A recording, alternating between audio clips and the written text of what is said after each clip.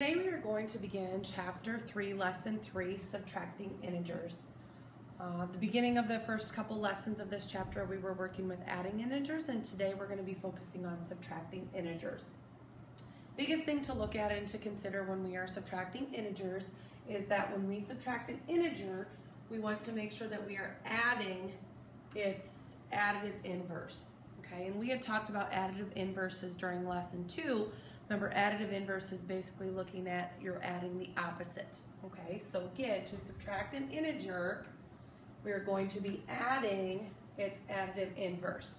Okay, so basically what that means is, ultimately, when you guys are working with subtracting integers, what we are going to do is we're going to change our subtraction sign to an addition sign and add the opposite.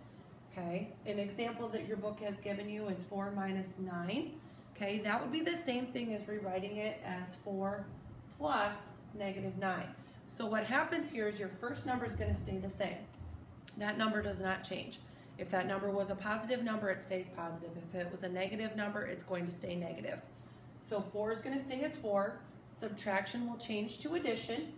And then the opposite, if I would cover up my subtraction sign, the opposite of a positive 9 is going to be a negative 9. So when we are subtracting integers, the first thing that we want to do is we want to rewrite it as an addition sign or an addition operation. Okay, so 4 plus negative 9, and then we can get our answer. Taking a look at another example that they have here, 7 minus negative 10. Again, the first number is going to stay the same, so it stays as 7.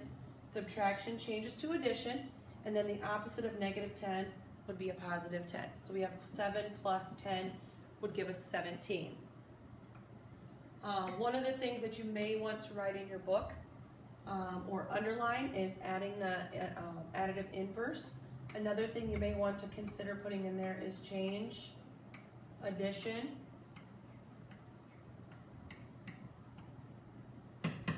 to subtraction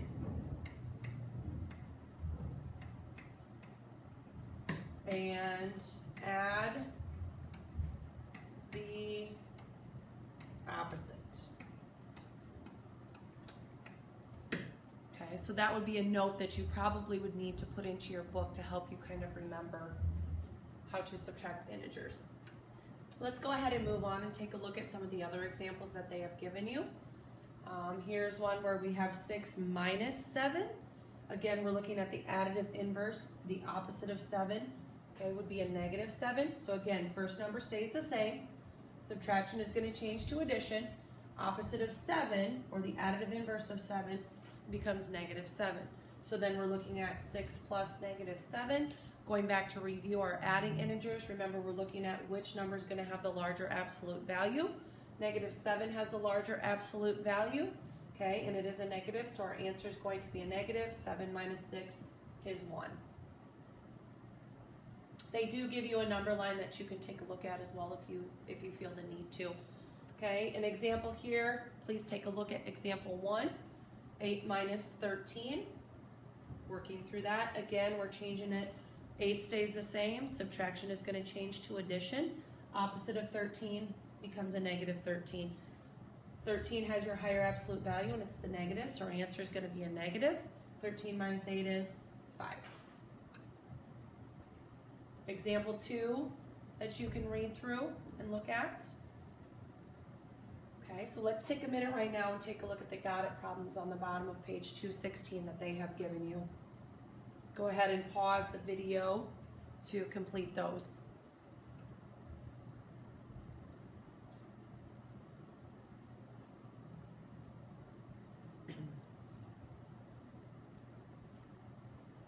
When we take a look at letter A, you can see we have 6 minus 12. Again, the first number is going to stay the same, so I'm going to leave that as 6.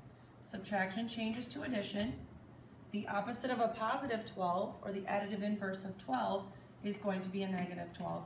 So what I'm doing is I'm rewriting it as an addition expression, as you guys would need to as well when you're working on your assignment. 6 plus negative 12, I know the absolute value of negative 12 is larger, so that is a negative number, so my answer is going to be a negative. 12 minus 6 is 6, so we have negative 6. Looking at letter B, negative 20 minus 15. So negative 20 plus opposite of 15 is going to be negative 15. Reviewing the addition of integers, they're both negatives. So my answer is going to be a negative.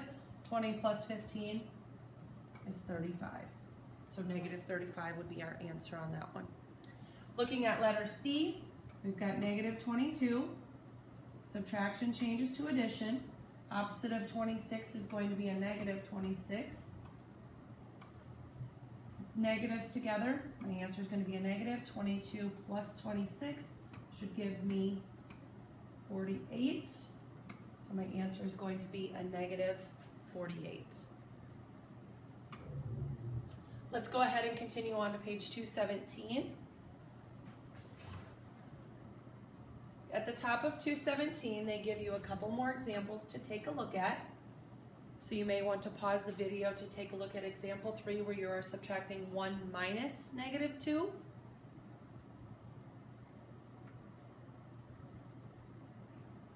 Number 4, you're finding negative 10 minus negative 7.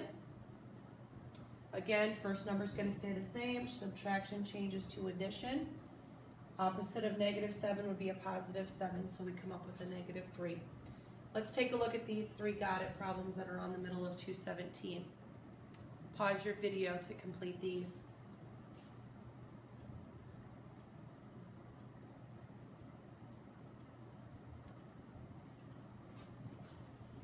Looking at letter D, which you would have on your paper, you're changing ink on. 4 is going to stay the same. Subtraction changes to addition. Opposite of negative 12 is going to be a positive 12. So 4 plus 12 is going to give us a positive 16. As I look at letter E, negative 15 was my first number. Subtraction changes to addition. Opposite of negative 5 is 5. So if I think negative 15 plus 5, I should come up with a negative 10. And then looking at letter F, 18 minus negative 6. So that's going to be the same as 18 plus 6.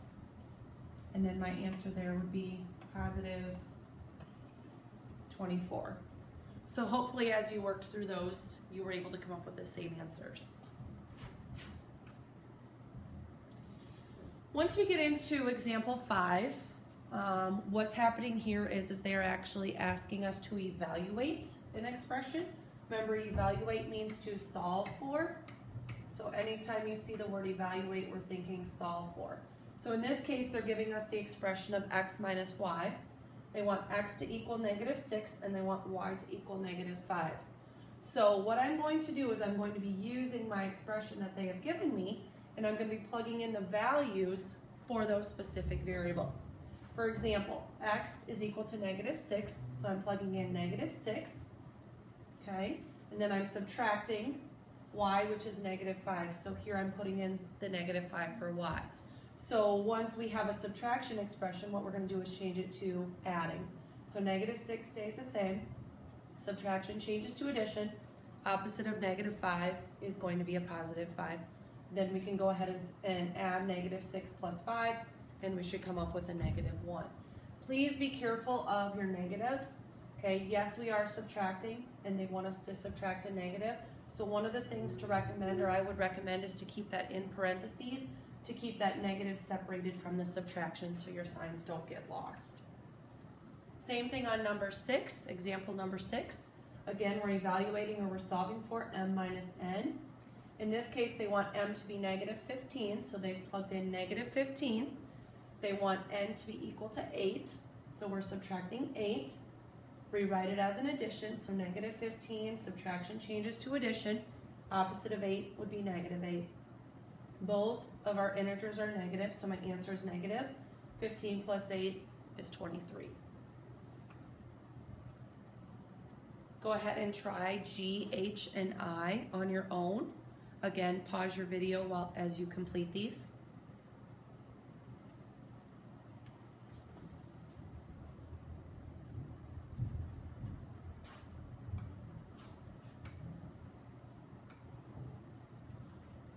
As we go ahead and take a look at got it problem letter G, they're asking us to take B minus 10.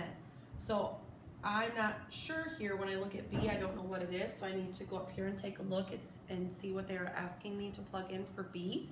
You can see B is equal to -8. So what that means is they would like me to take -8 minus 10. Okay, and so what I would like to do now is to change that to an addition expression. First number is going to stay the same, so -8 plus opposite of 10 would be a -10. So negative and a negative is going to give me a negative. 8 plus 10 is -18. As I take a look at letter H, they would like me to take A minus B. A is equal to 5, so I'm going to plug in 5 minus B is equal to -8. Again, we're going to change it to an addition expression, so 5 plus opposite of -8 is 8. 5 plus 8 is going to give me 13. And then looking at letter I, we're taking C minus A. So I've got -9 minus A is going to be 5. So -9 plus opposite of 5 is going to be a -5. Both of my integers are negative, so my answer is negative. 9 plus 5 is 14. So those are some examples in practice problems of evaluating expressions. As we take a look at the top of 218, they're giving us a real world situation. So please take a minute right now and take a look at that example. We are finding the difference. Remember, difference means the answer to a subtraction problem. So you're finding the difference between the maximum. Maximum would be the highest number, and the minimum would be the lowest. So you can see in the example, they have given us -173, and then your high temperature of 127. So what we are thinking of is our maximum number is 127, difference meaning minus. The lowest temperature is -173. Again, rewriting it as an addition problem, so 127 plus opposite of -173 is 173. So your actual distance between your high temperature and your low temperature is going to be 300. And again, we're talking about degrees Celsius, so they have it labeled as degrees Celsius. Let's take a look at letter J. Brenda had a balance of -$52 in her account. The bank charged her a fee of $10 for having a negative balance. What is her new balance? Okay, so again, we're looking at our amount. She had a balance of -$52. Okay, so we want to keep that. That's an important piece. They also charged her a fee of $10. So what we should be thinking here is -52, and they're charging her, so that's going to be a -10. So I'm thinking -52 plus -10. So my overall charge is going to be -62, and my label would be dollars. So her new balance, because she owes, is going to be $62, -$62. Please take a moment right now and work through got it problems on the bottom of page 218. I would like you to take a look at examples 1, 2, 3, 4, and 5. So pause your video, work through those, and then I'll have the answers up for you to check.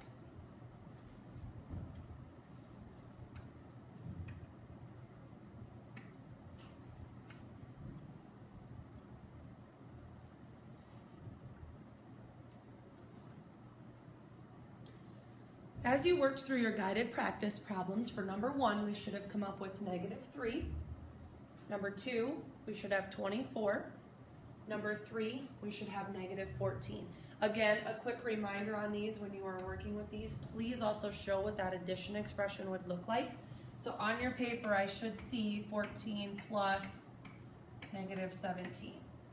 For this one, I should see 14 plus 10. For number 3, we would see 12 plus -26. So that would be your work that you would want to show with that along with your answers. As we take a look at number 4, They are asking us to evaluate Q minus R if Q equals negative 14 and R equals negative 6. Again, I know the value of Q is going to be negative 14 minus R is negative 6. Having troubles with my pen. So I'm thinking negative 14 plus 6, therefore we're going to come up with negative 8, as you can see. And then the last practice problem that we have, the seed surface temperatures range from negative 2 degrees Celsius to 31 degrees Celsius.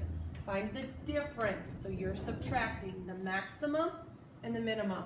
So we should be thinking 31 minus negative 2, which would be the same as 31 plus 2. So therefore, my answer is 33 degrees Celsius. If you do need more help with this lesson and more examples, please go ahead and check out the tutorials on the bottom of the lesson. As you can see, there are more tutorials here available for you that you can take a look at if you feel that you need some more practice problems for lesson 3.